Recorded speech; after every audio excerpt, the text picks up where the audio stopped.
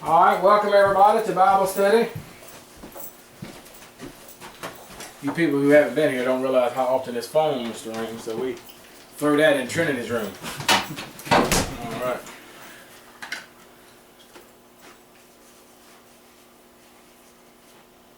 All right. Peyton, would you open us with a word of prayer for our Bible study, please? Thank you, God, for this Bible study and having a good beginning of the week. And I hope that we have a good rest of the week. And in Jesus' name we pray. Amen. All right, so we're going to take a look tonight. Everybody's heard the story of Samson and Delilah. And here in homeschool, we went over that a little this week. It's in the book of Judges 13:16. We look at a lot of different avenues of the Samson story. But I want to take a look at, are we living up to our calling? Are we using our position to his purpose? And what are our fruits? That's some things I want us to keep in mind. This Bible study is not going to be a lot of scriptures heavily quoted, because we're talking mainly about how Judges 13:16 applies to us. And so if you have not read Judges 13 through 16, I encourage you to do so.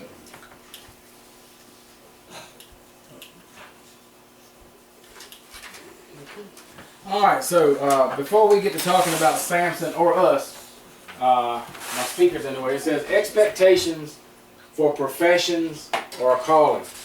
And so before we can evaluate how good of a job somebody's doing, we have to look at what job they're supposed to be doing. So if you take a look and you try to figure out how good of a job as a congressman I'm doing, I'm not a congressman, so I kind of suck at that job. Noah, how good are you doing a job of being a doctor? Horrible. Yeah, so because we're not.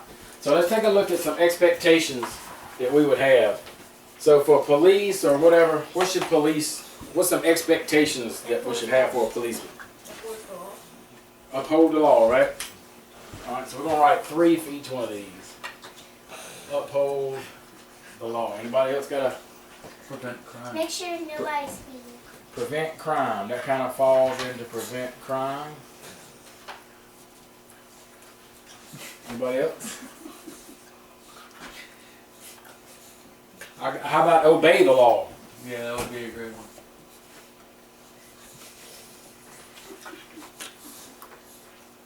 Alright, how about an emergency room doctor? What's the expectation we might have for an emergency room doctor? Save lives. Save lives.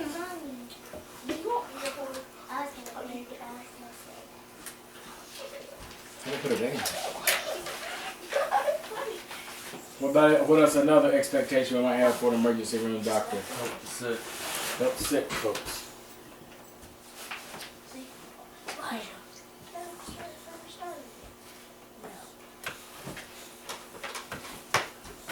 Anybody else? How about care? Should they care? Yes. Empathy? Yes. Empathy. Alright, how about a farmer? What's some things you might expect from a farmer? Grow food.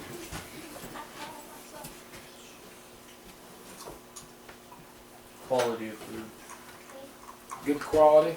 Quality control.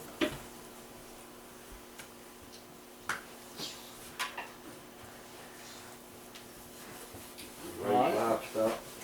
Livestock. Raise meat. Alright. A parent. What's some things we would expect from a parent? Raise good children. It's kind of broad. Rear children. Make sure their children don't go out at 1:30 in the morning by themselves. Okay. Set rules. For those of you that don't understand Trinities, make sure they don't go out at 1 o'clock in the morning by themselves. As here in the community, we just had not too long ago, an underage child wandering down a major highway at 1 o'clock in the morning from a party and got killed. And so, set rules. Enforce rules.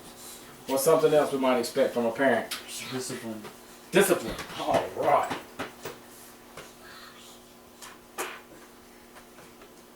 Alright, how about a president or a king? If you were ruling a nation, what might you expect somebody Good rule to be a good ruler?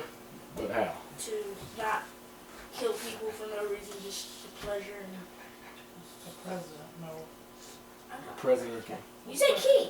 President or king. So we're gonna put save, respect life. How about that? I gotta come up with two more. Tell the truth. Be honest. Be of the people. Be of the people. Be with the people. Be one of the people. Be one of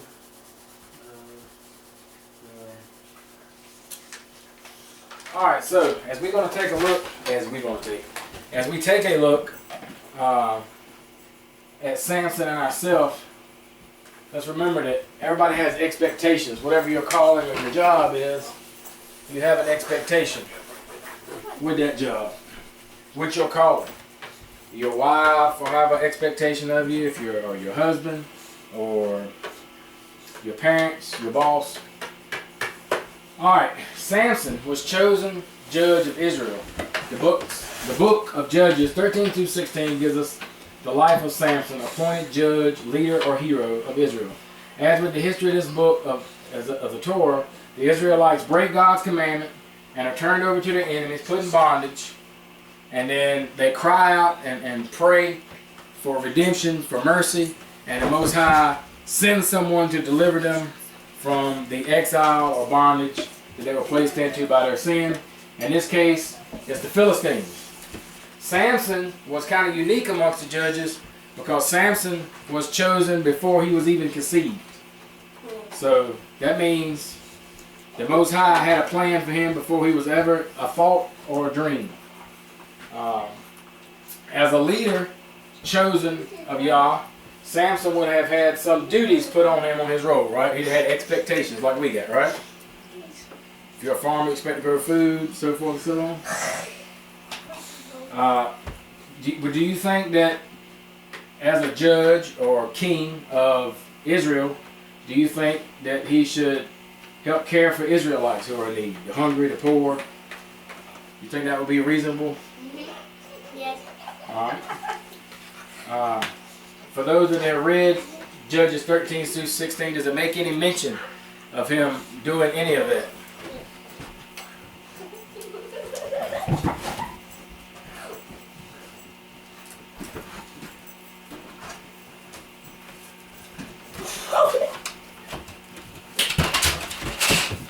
Does it make any mention of him doing any of that in the Judges 13 through 16?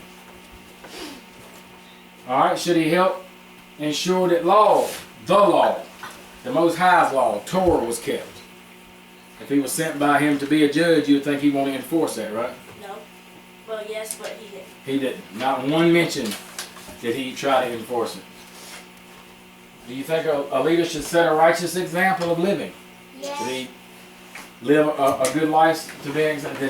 Did Samson do that? Anywhere mentioned in 13:16? No. Should he seek study? And should he hang out with people who are knowledgeable in Torah so he can learn? Yes, but he didn't. Did he do any of that? Ain't looking too good for Samson, is it? Should he fellowship often with believers? Yes. Yes, he didn't. Yeah, but he forsake assembly, right? He doesn't talk about him hanging out with any devout people. It talks about him hanging out with who? The Philistines. The bed. The Philistines, constantly. Should he pass laws and establish rules to help Israel? And let's take a look, the so-called hero, one of the heroes of America is Abraham Lincoln, freed the slaves. We won't get into the lies about that. But when you think Abraham Lincoln out in the world, people think, oh, he freed the slaves. When you think George Washington, oh, he built our country. When you think different people, you think of great laws and things they put into place to preserve or protect their people, supposedly. What about Samson? Does it tell us any laws? One law he passed? Don't speed on the Sabbath on a donkey or anything? Nothing, right? Just zero. Should he remain faithful to his people and to God's law? Yes, but he doesn't. Because we're supposed to do that, right? So certainly if he's supposed to be a judge, he should do it. But he married a Philistine. Did he do that in any way? Should he work to free his people from the Philistines? Yes.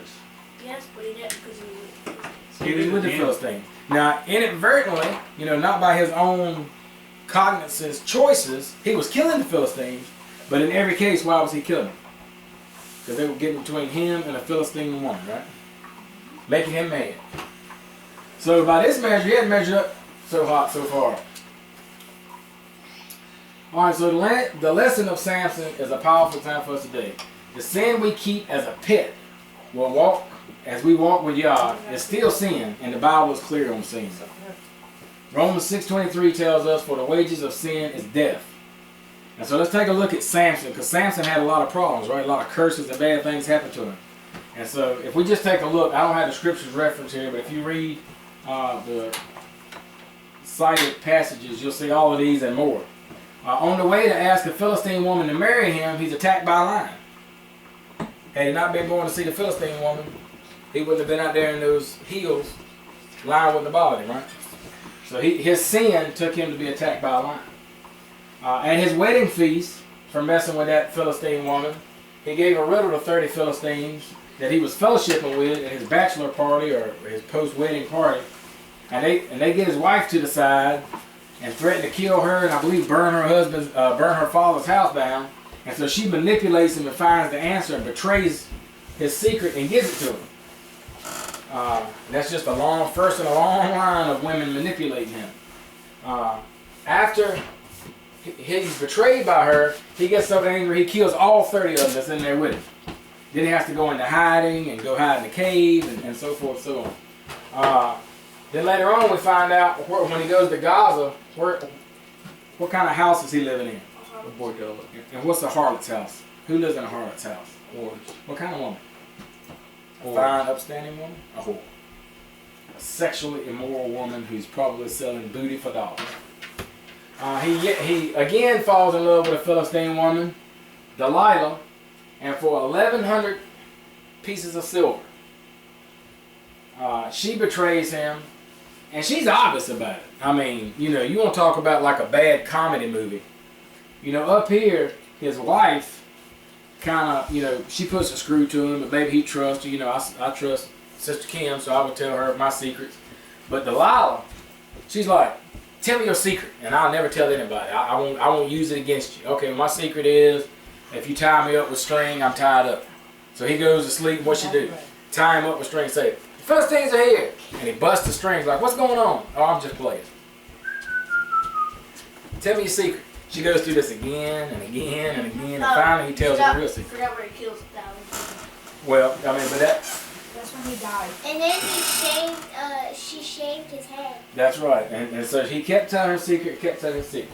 And so I find it, it's not pertinent directly, but back then, 1 shekel was a month's wage. And so if you look at the story of Christ, Judas portrayed Christ for far less than Delilah got for Christ. Delilah got for Samson. So he got 1,100 ounces. She got 1,100 ounces of silver. And so in today's money, depending on which conversion chart you use, that's roughly 20 grand. So $20,000 to betray him. He entertained a pet sin, and it kept one foothold in that sin his whole life. Many times the sin we keep will lead us to misery, pain, suffering, curses, and possibly death. And so obviously nobody here is going to wrestle lions and have to beat 1,000 Philistines to death with a door gate. No. So let's take a look at some sin, jawbone. So let's take a look at some of the things pet sins that people wrestle with today that can kill them. Smoking. Our body is the Lord's temple. And so, do you go in your house and sling tar on the walls? No. So smoking. Drinking alcohol into excess. Being a drunkard. Adultery. STDs. AIDS. All these terrible diseases. Adultery can lead you laid up with some woman or some man and somebody come up and catch you and your life is over. Because jealousy. Wrath. Who knows what wrath is? Anger. Anger. I'm mad. I'm so mad I don't know what to do. I'm going. It's when you do something, you sin when you're really angry. Sin when you're really angry. You get so mad, you just haul off and pick up something and bust somebody in the head with it, then you go to prison. Or you get death penalty. Or you get whatever. Gluttony. I like Cheetos. I like donuts. I like donuts. I like Cheetos, but you can't eat 42 trucks full of donuts. Deep fried onion donuts. And deep fried onion donuts. Sloth. Lazy. Everybody's lazy to a certain point. Is anybody here that don't think they could, if tomorrow there was a good, we could just sit back and relax and hold down our chair, couch, whatever with our butt? Yes. That's nice, ain't it? But if you do it too much, your butt fills up the chair, then the couch, then you can't do nothing, then you're short. Stealing. Some people steal. They don't think it's a big deal. Oh, I don't steal much. I just steal. I just take a little bit from work. Or I just take it when my mama ain't looking. Or I just take it when the neighbor ain't around. Or I just take stuff I find that ain't nobody bother. That's stealing. And stealing can certainly get you killed. Addiction. Marijuana, crack, all these terrible drugs. They can all, and these are all pet sins. And they apply to us. Alright, so from before the time Samson exited the womb of his mother, God knew him and had plans for him. He also has plans for each and every one of us. What are we doing, and what can we do in our roles we have been placed in to advance His kingdom? And so it really doesn't matter what role you're in, whether you're in the position of a young kid who's loading firewood to help because that's a chore that he has, or whether you're in a professional job out in the world, or whether you're just around the farm doing things and out and about doing His work. How do we advance His kingdom? By following His law, right? And by being an example, a light to the world. So it doesn't matter whether you're Samson, the judge of all Israel, delivering them to the Philistines, or whether you're Elijah, 3 years old, chosen of Yah, because we're all called. And so we have to advance His kingdom by our behavior. Our behavior is what it does that. How do we advance His people? We don't do that from our behavior so much as we do by encouraging one another. And so one of the really interesting things that I took out from the Samson, Delilah's, the whole Samson story is, notice nowhere in there did he have fellowship with another Israelite. He had all these meaningful relationships that were important in his life to him. Whore. But he had no accountability, no iron. He was constantly around the pagan, the wicked. And so what would have happened if Samson would have had a trusted friend? Or somebody that could have come to him and said, hey, don't go see that Philistine woman. When he was young and wanted to go say, hey, you don't go over there. That's forbidden. Don't go over there. Don't take anybody over there. If he'd have had a friend, somebody he's accountable to, look at the heartaches he might have missed. And what can he do? What did he do? What can we do to free Yah's people from captivity and bondage? Now today, we don't have Philistines marching around here subjugating us to work. But I promise you, everybody in this room with the exception of Elijah has seen and understands that there's captivity and bondage in this world. We have people in captivity, they're in prison. Some people in here are very familiar with prison. Been there, done that. Bondage, that's a little grayer. Most people don't think of what about a bond servant is. Bondage pretty much means you have no choice but to go do something for that person. You're in prison, but you're not in. That's right, you have a comfortable prison. All of America is in bondage. Wage slaves. Wage slaves. Oh yes, you've got the $13 million house. Recently we took firewood to a $13 million house. So you got a $13 million house. And you got a boat and a beach house and a this and a that.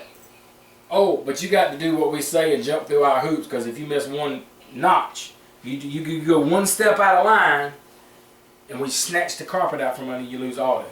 You in bondage. If you're working at Walmart and you're making $9 an hour and you barely paying the rent, you barely buying food, and you barely making your bills, you struggling, you're in bondage. It doesn't really matter how much you make. Yes, ma'am. I've never been in prison. I never want to be. All right, that's a good goal.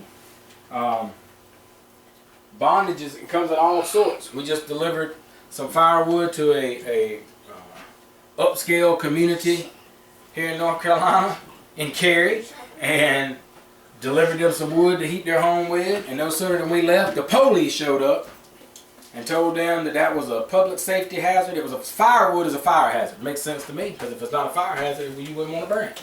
So it was a fire hazard, and fined her day after day after day, and then she had to pay to get it cleaned up. She's in bondage. She has to answer to them. So what can we do to free people from captivity and bondage? Again, that boils back to being an example. We try to teach people to live sustainably, to be dependent upon themselves. You know, pretty much all the bondage we have in America today is people selling themselves into bondage. Oh, I want a Lexus. Oh, I want to live at the beach. Oh, I want to go to Harvard, or whatever the case is. So we have to make sure, you know, these are the expectations that we would put on Samson. If we were going to go back and tell Samson he needed to do something different, we would tell him he needed to do these things, right? So we need to make sure we measure up to the standard we want to measure by. If a story of our lives was written as an example for future Israelites, what sort of story would it be about your life? Your life, your life, and all of our lives. What would be the strengths of that story? You know, when it talked about Samson's strength was obviously what? He was He-Man. He was the strongest man that ever lived. His strength was being his strength. That's right. Anybody in here can snatch a gate down and go beat people to death with it? Or pick up a jawbone and kill 1,000 people? I don't think so. So we have different strengths. Depends on the people. What are our strengths? We have to take a look and see what the Most High has given us as strength. And sometimes weaknesses from our past become our strengths once we conquer them through the power of God. Yeah. How do we build on those strengths? What would be the weaknesses? How will we overcome them? Anybody want to share a weakness? Mr. Noel, how about you? Anger. Absent-minded. Don't pay attention. How you going to overcome them? You want a story, somebody's going to write a story for Israelites 1,000 years or 2,000 years away. And Noah forgot this. And Noah forgot that. And Noah didn't pay attention. No, that wouldn't be a good, you'd rather have a different story, right? Right, so you got to work on those weaknesses. What would be our pet sin? Anybody here got a pet sin that they're aware of? It's always easy to pick out other people's pet sins than your own. Anybody? How about wrath? You said anger. Sloth. Sloth, you a little lazy? Anybody else? All right, whatever it is, you don't have to, you know, share it with us because you're not accountable to us directly for it. But identify your pet sin if you have one. Take an inventory. Do you have a pet sin? If you do, work to defeat it. Let's learn from Samson's lustful weakness for women and his haughty eyes. Everybody know what haughty eyes is? Pride. I'm better than you. Because every time he needed strength, the Most High poured it out on him. And so when you read the story, it doesn't say that when they cut his hair off, he was, oh, well, I lost my power. No, he was shocked. He was like, whoa, the Most High has, how could this happen? I'm Samson. I'm his boy. How can he do this to me? Just because I disobeyed him. So he had pride. Now, up until that moment, up until they cut his hair off, he was arrogant. He had haughty eyes, but he was right on. Because, you know, 30 Philistines talked smack to him. What did he do? Kill him. He got hurt. They said he got hurt real bad, didn't they? Then they said he got hurt real bad, almost lost a leg, got in a wheelchair. No, he just knocked the bottom out of it. What about the 1,000? Did he get hurt bad? He just took care of business, right? Only time he was hurt was when he died.